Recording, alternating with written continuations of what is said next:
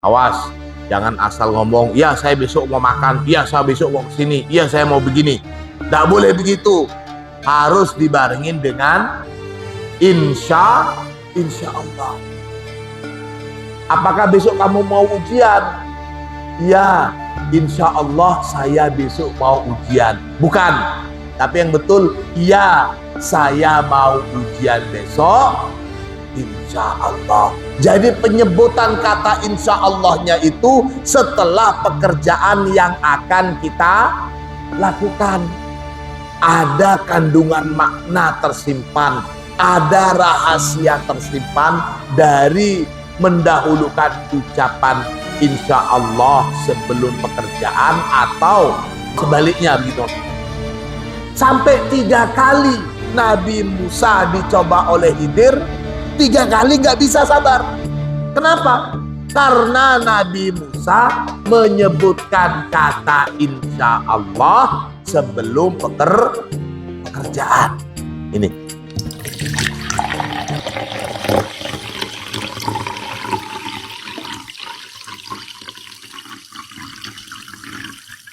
Bismillahirrahmanirrahim. Alhamdulillahirabbil alamin. Allahumma salli ala sayyidina Muhammadin al-fatih lima ughliqa wal khatim lima sabaqa nasiril haqqi bil haqqi wal hadi ila siratikal mustaqim wa ala alihi haqqa qadrihi wa miqdarihil azim. Rabbi shrah li sadri wa yassir li amri wahlul 'uqdatam min lisani yafqahu qawli, amma ba'du. Anak-anakku sekalian, segenap santri Al-Munawwariyah rahimakumullah.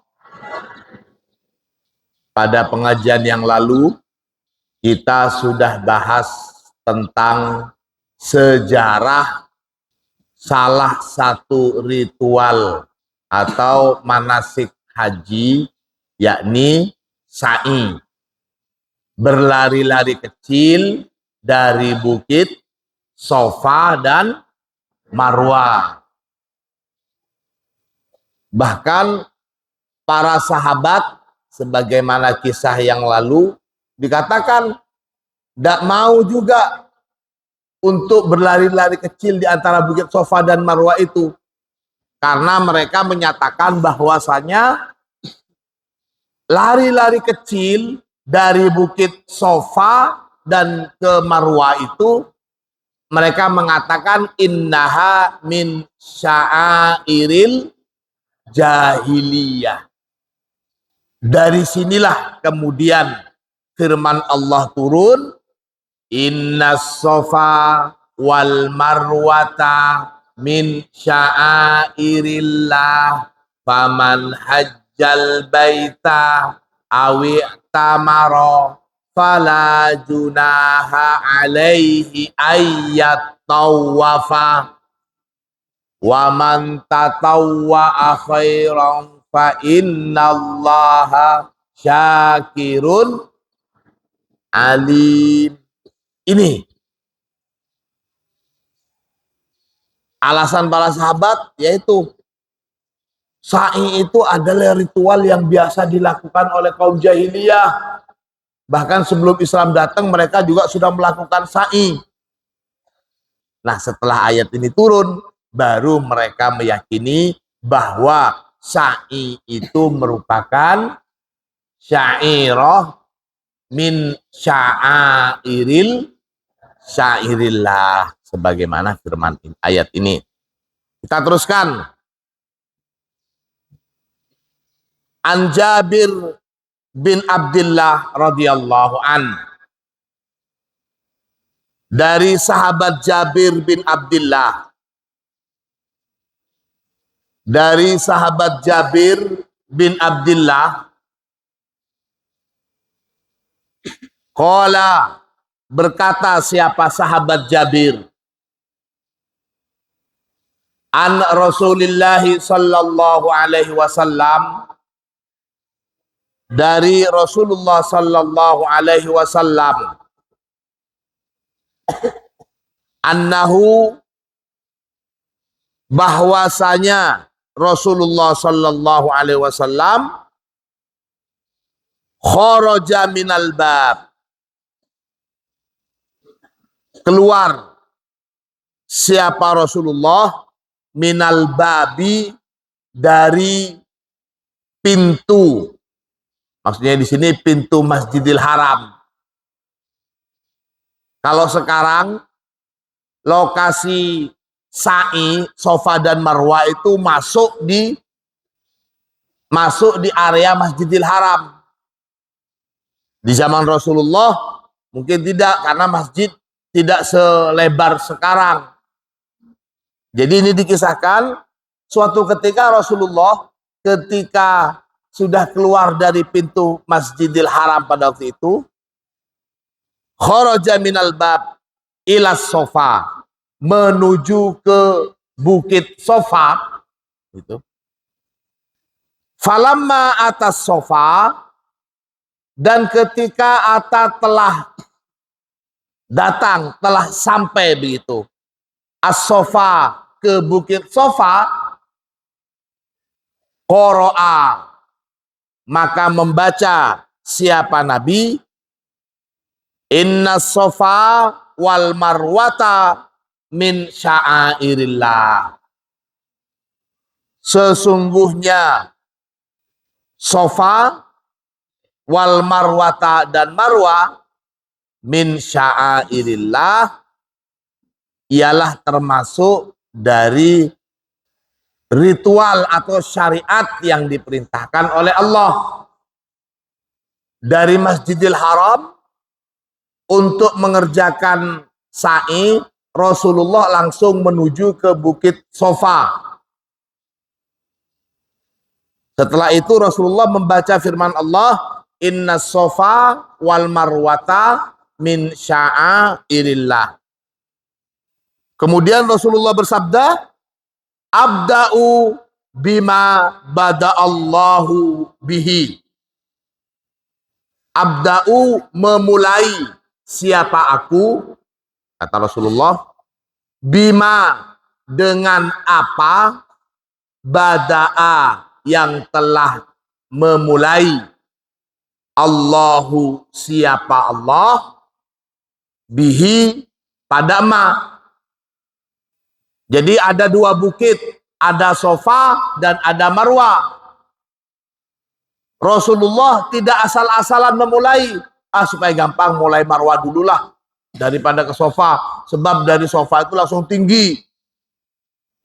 Allah menyuruh mulai dari Safa kemudian ke Marwah, yaitu Rasulullah mengikuti itu.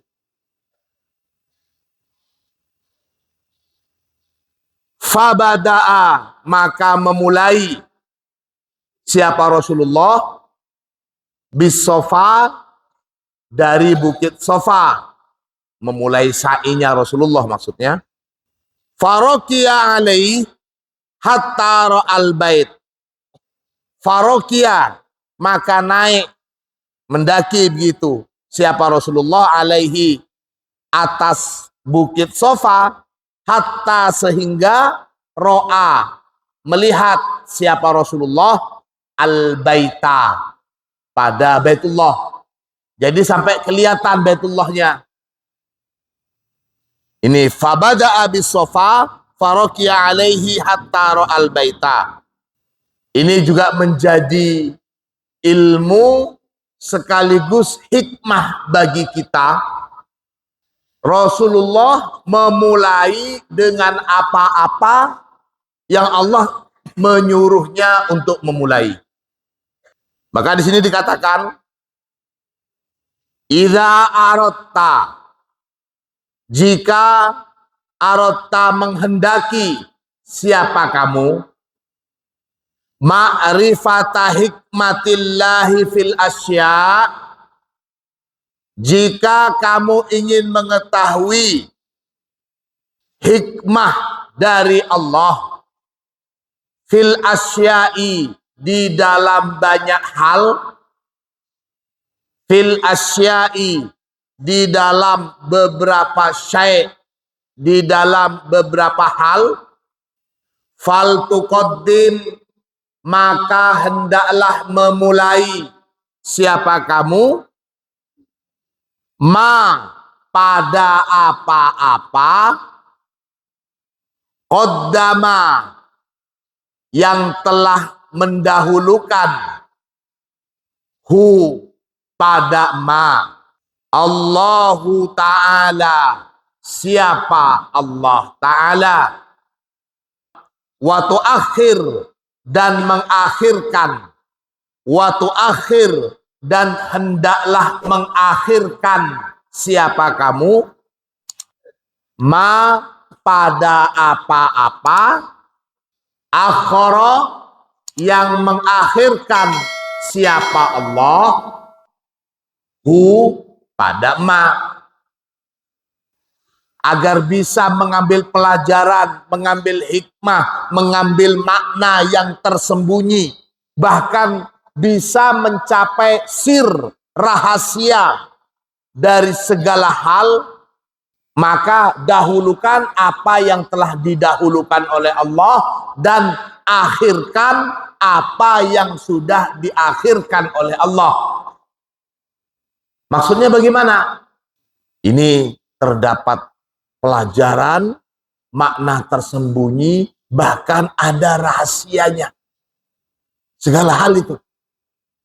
Sebagai contoh di sini dikatakan, Fallahu ta'ala yaqul. Maka adapun Allah Subhanahu wa taala yaqulu berfirman siapa Allah? Huwallazi yusayyirukum fil barri wal bahr. Huwallazi dialah Allah zat yusayyiru yang memperjalankan siapa Allah kepada kalian fil barri memperjalankan di daratan wal bahri kemudian di lautan. Lihat, ada kalimat begini, dialah Allah Tuhan yang telah memperjalankan kita dari darat dan laut. Saya tanya sekarang, Allah menyebut kata-kata darat, laut. Yang duluan mana? Kalimat apa? Lafaz apa yang disebut pertama kali? Darat. Setelah itu laut. Nah, faida aradal insanu safaron, maka di sini dikatakan faida maka jika aroda menghendaki al insanu siapa seseorang, kalau seseorang itu ingin bepergian, falyabda bil barri, maka hendaklah memulai, falyabda maka hendaklah memulai siapa insan bil barri dengan perjalanan lewat darat, illa kecuali inta'adzaro jika berhalangan siapa insan ausyakko atau terasa berat apa perjalanan darat itu alal insani pada orang tersebut. Contohnya mereka yang tinggal di tengah-tengah sungai atau memang yang rumahnya ya di atas sungai, nggak mungkin bepergian melalui darat duluan. Jadi nggak mungkin ya pakai, itu namanya pakai di atas air, baik lautan atau sungai dan sebagainya. Kalau kalian perjalanan, ada firman Allah, huwallazi yusayyirukum fil barri wal bahri. Allah memperjalankan kita di darat dan di laut. Kalau kita mau pergi, ada dua pilihan. Melalui jalur darat atau lautan. Lihat, ada jalur darat atau jalur lautan.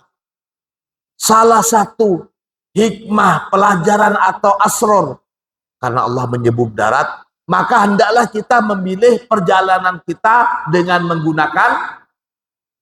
menggunakan jalur darat. Masih belum ada pesawat. Mungkin kalau ada pesawat, fil barri wal bahri wal jawi, udara. Ada dua pilihan kita, maka kita hendaklah memilih yang pertama disebut oleh Allah. Kecuali memang untuk melakukan jalur darat ini sangat sulit sekali. Ini yang dimaksud dengan abda'u bima bada'allahu bihi. Itu contoh yang pertama. Contoh pelajaran yang kedua, Allah juga berfirman, di sini dikatakan, qala ta'ala, Allah berfirman, wala taqulanna, dan sungguh janganlah berkata siapa kamu, li syai'in, pada sesuatu, inni fa'ilun dalika ghadan, inni sesungguhnya aku fa'ilun dalika, melakukan dalika, pada pekerjaan itu, ghadan, besok, illa, kecuali ayyasha Allah, kecuali kamu mengatakan insya Allah. Lihat nak. Di sini katakan, awas, jangan asal ngomong, iya saya besok mau makan, iya saya besok mau kesini, iya saya mau begini. Tidak boleh begitu.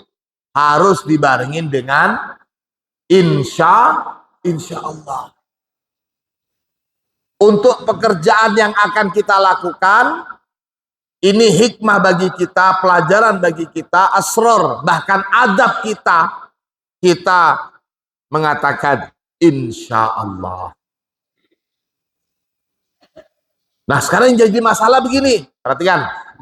Kalau insya Allah, mungkin kita biasa mengucapkannya. Tapi kapan kita mengucapkan insya Allah itu? Umpamanya, kamu besok mau ke Surabaya. Ya, saya mau ke Surabaya besok, insya Allah. Atau ya, insya Allah saya mau ke Surabaya besok. Apa maksudnya? Saya mau umroh bulan depan. Kamu kapan berangkat umroh? Bulan depan. Apa betul kamu mau umroh bulan depan? Iya, saya mau umroh bulan depan, insya Allah.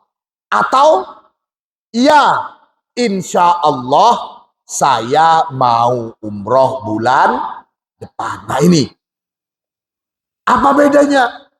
Lihat, kelihatannya sepele ucapan insya Allahnya. Insya Allahnya disebut duluan sebelum pekerjaan, atau pekerjaannya disebut duluan kemudian insya Allah. Kan sama-sama ada insya Allahnya. Apa efeknya mendahulukan kata insya Allah sebelum pekerjaan, atau menyebut pekerjaan sebelum insya Allah? Apa bedanya? Nah ini salah satu hikmahnya. Abda'u bima bada'allahu bihi. Sini dijelaskan. Fa'akhara, maka mengakhirkan siapa Allah, al-masyiata, kepada kalimat insya Allah, alal qauli, atas. Jadi kalimat insya Allahnya itu setelah pekerjaan.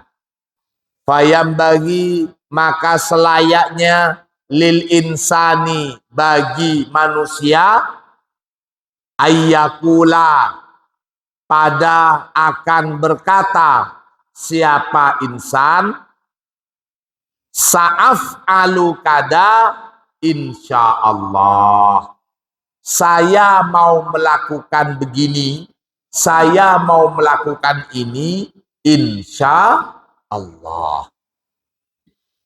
Saya mau ke Surabaya, insya Allah. Saya mau makan setelah ini, Insya Allah. Apakah kamu besok mau ujian? Nggih, saya mau ujian. Insya Allah. Apakah besok kamu mau ujian? Ya, insya Allah saya besok mau ujian. Bukan, tapi yang betul, iya, saya mau ujian besok.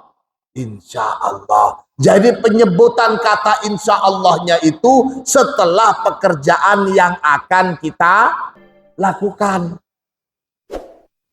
Apa efeknya? Apa keuntungannya? Disinilah yang saya sebut dengan ada kandungan makna tersimpan, ada rahasia tersimpan dari mendahulukan ucapan insya Allah sebelum pekerjaan atau mendahulukan pekerjaan atau sebaliknya, begitu maksudnya. Ada rahasia mengakhirkan ucapan insya Allah setelah pekerjaan. Kenapa? Karena Allah di sini mengakhirkan fa'akharul masyiata 'alal qauli. Fayan bagi lil insan ayyakula sa'af'alu kada insyaallah. Saya akan melakukan begini insyaallah. Saya mau masak setelah ini insyaallah. Bukan insyaallah saya mau masak. Wahai santri putra, wahai santri putra, apakah kalian nanti mau main bola? Iya, saya mau main bola nanti, insya Allah. Jangan bilang, apakah kalian nanti mau main bola? Iya, insya Allah nanti saya mau main bola. Jadi insya Allahnya itu disebut setelah pengucapan kata kerjanya. Apa bedanya? Sini, di salah satu hikmahnya. Lihat. Fa'in qaddamal masyi'ah. Fa'in maka jika qaddama mendahulukan siapa insan. Al-masyi'ata pada penyebutan insya Allah. Ta'azzara. Maka mustahil atau sulit terwujud al-matlubu apa keinginan atau apa yang dicari, apa pekerjaan yang dia katakan. Salah satu hikmahnya, salah satu rahasianya kenapa kita menyebutkan insya Allah setelah pekerjaan. Karena kalau kita mendahulukan insya Allah, pekerjaan yang akan kita kerjakan itu akan terasa lebih sulit. Akan terasa lebih sulit. Bahkan di sini dikatakan sampai berat. Undur ila Musa alaihi salam. Nah, sebagai contoh ini, undur, coba lihatlah ila Musa alaihi salam pada kisahnya Nabi Musa alaihi salam. Hina qala ketika mengatakan siapa Musa? Satajiduni insyaallahu sabira. Ini ada kisah, lihat. Suatu ketika Nabi Musa itu merasa bahwa dirinya itu sudah paling pinter di antara umatnya. Saya ini sudah paling pinter. Merasa paling pinter. Lantas ada wahyu yang menyatakan, bukan Musa, kamu bukan yang paling pinter. Ada seseorang, dia lebih pinter dari kamu.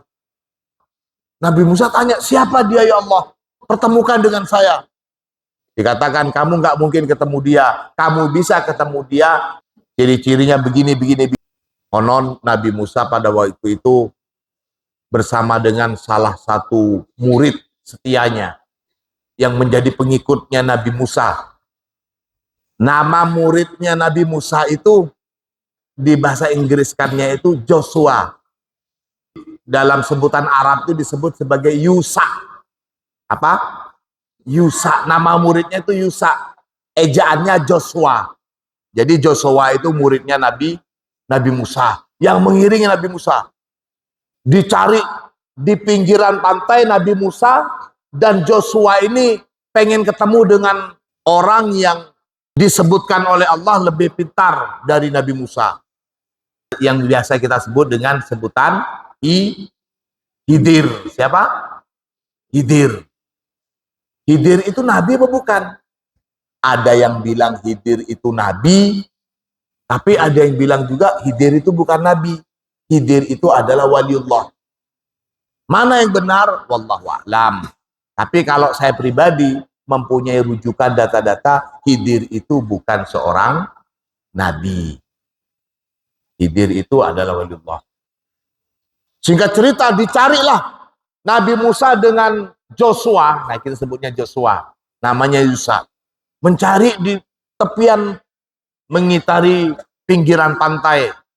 Hanya setelah capek perjalanan, Nabi Musa ngajak si muridnya Joshua ini untuk istirahat, makan dulu. Singkat cerita, makan dengan persiapan ikan yang sudah dibawa oleh si Yusa. Akhirnya tersisa tulangnya saja, sudah tinggal tulangnya, tulang ikannya itu. Karena kecapean, Nabi Musa lantas bilang ke si Joshua, wahai muridku, saya mau istirahat, mau tidur dulu sebentar. Di saat Nabi Musa tidur, maka si Joshua ini melihat satu kejadian aneh. Apa? Kejadiannya, tulang ikan, tulangnya itu kemudian jalan sendiri. Menuju ke pantai, masuk ke air. Setelah masuk ke air, terus ke tengah. Joshua yang melihat itu merasa aneh. Kemudian sudah berniat dia ingin mengatakan cerita itu kepada Nabi Musa kalau sudah bangun. Namun setelah Nabi Musa terbangun, ternyata si Yusa atau Joshua ini lupa untuk menceritakan itu. Setelah itu, keduanya melanjutkan perjalanan sampai jauh sekali. Di tengah perjalanan, lantas si Yusa ini ingat ke peristiwa itu. Lalu dia bercerita ke Nabi Musa. Wahai Nabi Musa, tadi waktu jenengan tidur itu ada kejadian aneh. Apa? Tulang ikan yang sudah kita makan itu hidup lagi dan terus masuk ke tengah lautan. Mendengar cerita itu, lantas Nabi Musa tanya, di mana kamu menyaksikan peristiwa itu? Tadi waktu kita istirahat dan jenengan tidur. Mau saya ceritakan langsung kejadiannya, saya kasihan karena jenengan masih terlelap tidur. Dan saya berencana untuk menceritakannya setelah panjenengan bangun tidur. Ternyata saya lupa setelah sekian lamanya perjalanan. Maka spontan saja setelah itu Nabi Musa mengajak Yusa untuk kembali ke tempat di mana tadi Nabi Musa tertidur.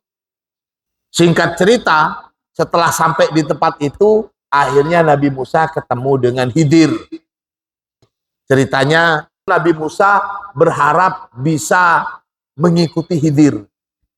Khidir bilang begini, kamu nggak mungkin sabar kalau ikut perjalanan dengan saya. Nabi Musa bilang, enggak kok, insya Allah saya sabar. Di sini maksudnya, satajiduni insya Allah sabiron. Nabi Musa mendahulukan kata insya Allah sebelum mengucapkan pekerjaannya. Kamu nggak mungkin bisa sabar kalau ikut saya. Enggak kok, insya Allah saya sabar. Itu katanya Nabi Musa, insya Allah saya sabar. Oke, kalau memang begitu, ayo ikut. Cobaan pertama, Khidir mengajak Nabi Musa untuk naik kapal, naik perahu. Tiba-tiba di tengah lautan, Khidir itu melobangin kapal. Dilobangin kapalnya dan dilihat oleh Nabi Musa.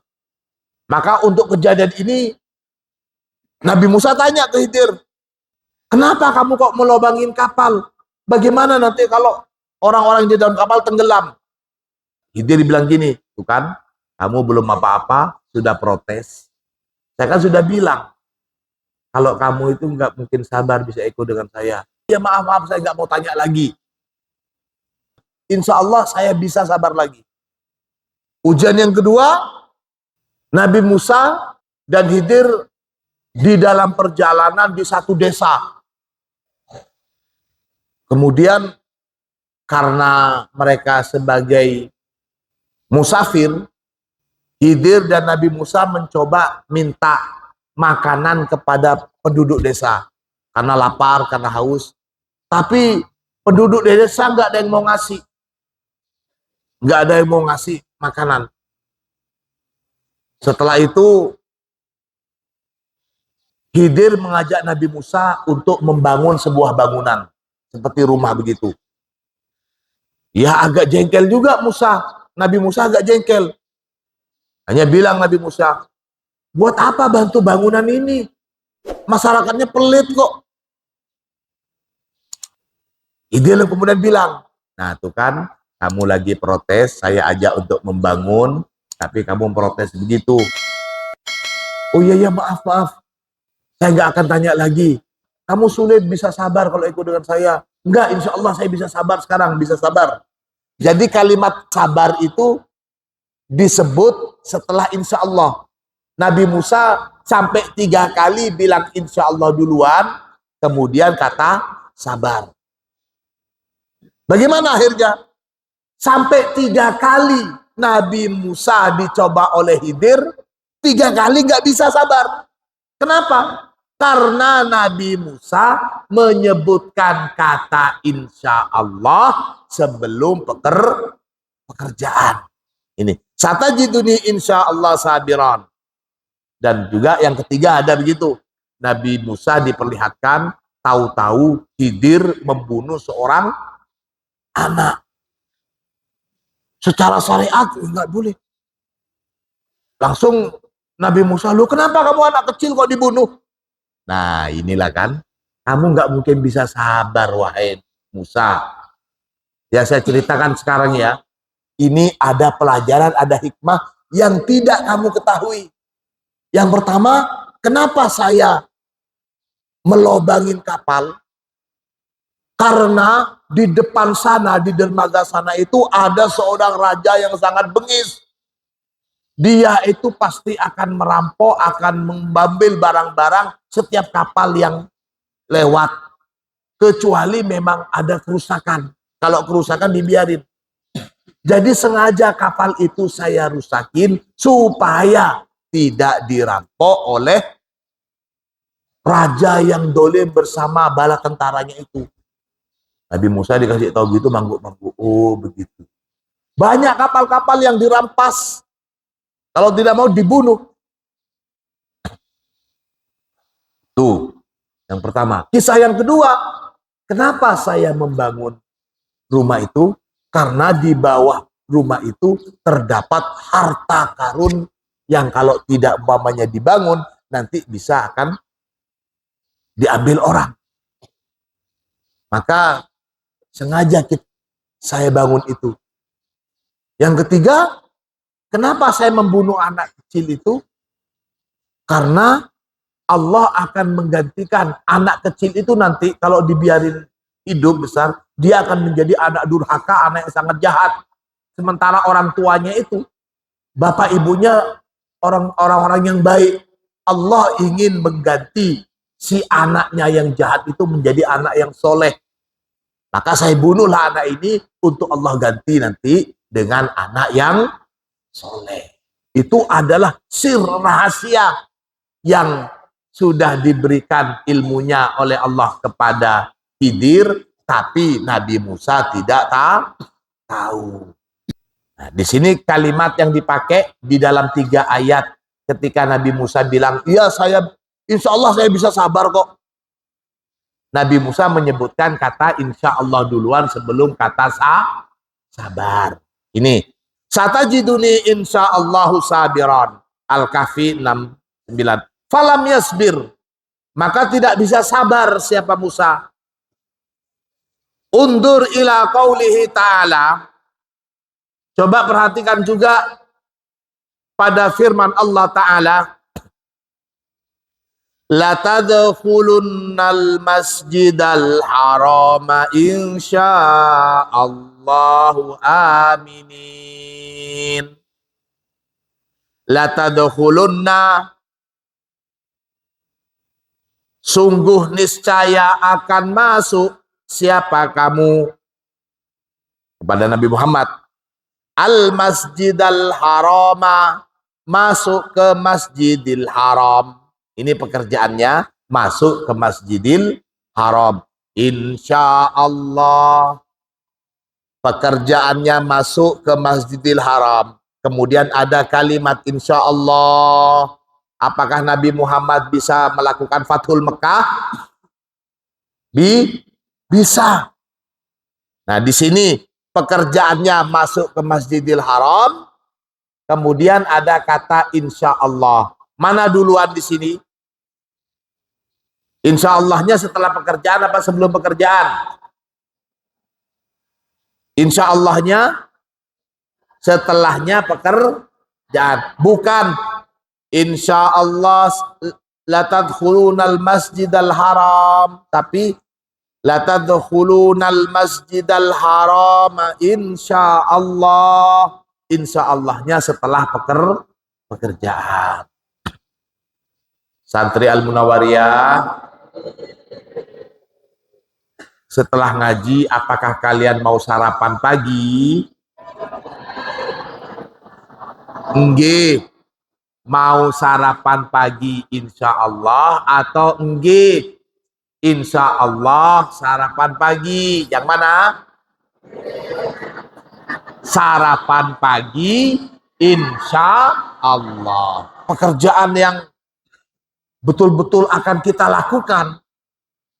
Maka di dalam hikmah dari pelajaran ini, kita mengakhirkan penyebutan insya Allah. Besok kesini loh, jangan lupa.